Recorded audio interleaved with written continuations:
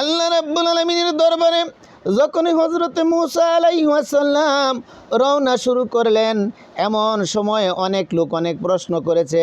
এমন সময় একটা গরিব মহিলা, যার ঘর বাড়ি নাই, সামান্য একটা কুঠুরি বাড়ি রয়েছে, সামান্য একটা কুটির রয়েছে, সন বন দিয়ে ছাউনি, ডাক দিয়ে বলতেছে, আ মূসা,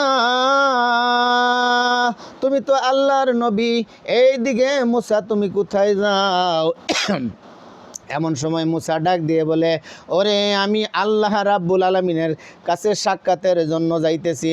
আমি আল্লাহ রাব্বুল আলামিনের সাথে সাক্ষাৎ করব, তার সাথে কথা বলবো, তার দিদার লাভ করব। এমন সময় মহিলা বলে, মূসা, আমার কপালে আল্লাহ এত দুঃখ রাখছে কেন? আমি কখনো বড়লোক হইতে পারি না, আমার ধন সম্পদ কম, সামান্য একটা কুটিরের মধ্যে থাকি, আমার এই অবস্থা কেন? তুমি আল্লাহর কাছে একটু জিজ্ঞেস করবা। মূসা রে,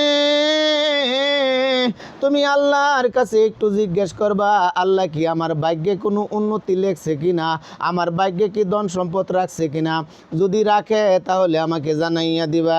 আল্লাহ রাব্বুল মূসা আলাইহিস সালাম আল্লাহর দরবারে চলে গেলেন, আল্লাহর সাথে সাক্ষাৎ করার জন্য তুর পর্বতে চলে গেলেন। তুর পর্বতে আল্লাহ রাব্বুল আলামিনের সাথে সাক্ষাৎ করার পর আল্লাহকে জিজ্ঞেস করা হয়ে গেল, আমাকে একজন মহিলা বলে দিয়েছে তার কপালে দুঃখ কেন, সে কেন অভাব অনটনে থাকে, তার কেন উন্নতি হয় না।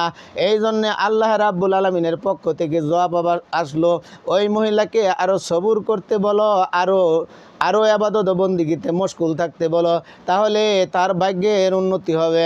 হযরতে মূসা আলাইহিস সালাম যখন ফিরে আসলেন, ওই মহিলা ডাক দিয়ে বলল, মূসা রে, ও মূসা, আমার কথা কি তুমি আল্লাহর কাছে বলছিলা কিনা, তোমার কাছে একটু জানতে চাই।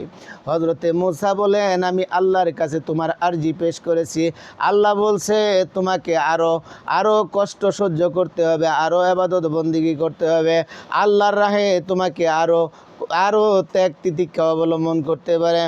এমন সময় এই কথা শুনে ওই মহিলা রাগান্বিত হয়ে গেল, আল্লাহ পাকের দিকে একটু রাগান্বিত হয়ে গেল, বলে যে আমি আর ধৈর্য ধারণ করব না, ও মূসা, তোমার আল্লাহকে আমি আর মানি না।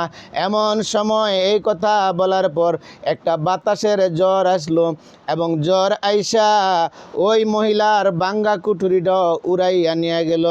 মূসা ডাক দিয়ে বলে, ও মহিলা, তুমি যদি আল্লাহর প্রতি সবর করতে তাহলে অন্তত তোমার এই কুটিরটা থাকতো, এখন যা ছিল তাও তো আল্লাহ নিয়ে নিল।